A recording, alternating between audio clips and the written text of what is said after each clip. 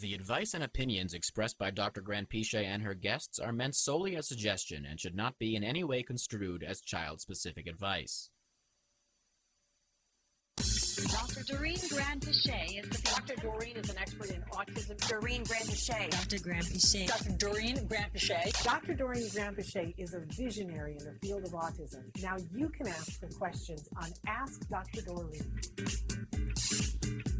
But the question is, I have 3 daughters, and my middle one has recently been diagnosed on the spectrum. She is smart and funny and kind, but she has meltdowns that are epic. She also loves Harry Potter, and I have promised the kids a trip to Universal Studios.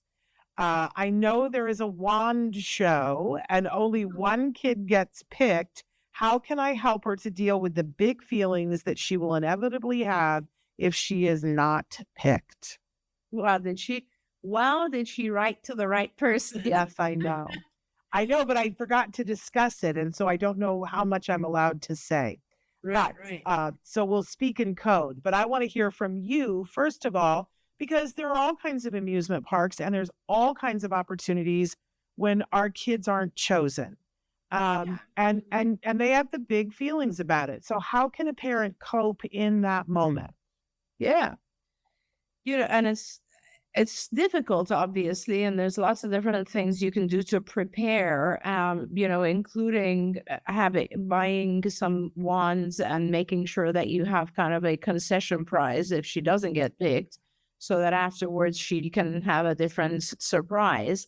But you can also, I think, depending on your child's readiness level, we all get to a point where we have to learn to deal with loss, right? Or not being picked.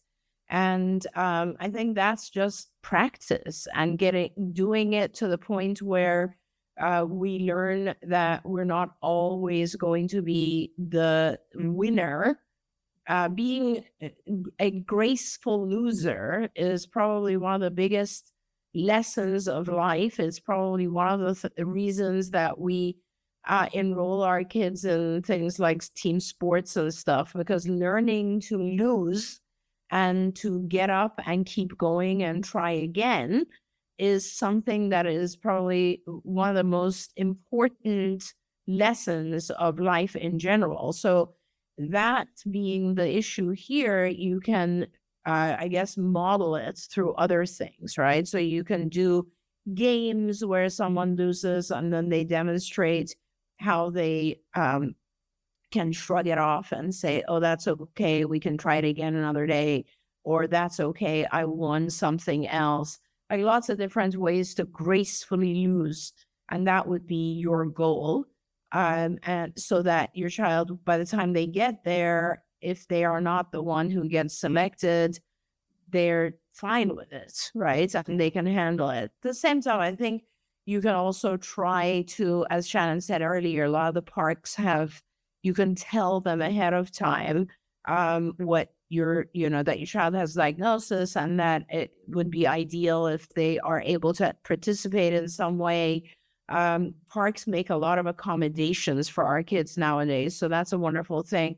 And I do recommend also, because I've done that wonderful experience, but making sure that you go at a time when it's not very busy, because it can matter if it's more of a calmer atmosphere. Don't forget, you can watch Ask Dr. Doreen live every Tuesday morning at 10 a.m. Pacific time. We hope to see you there.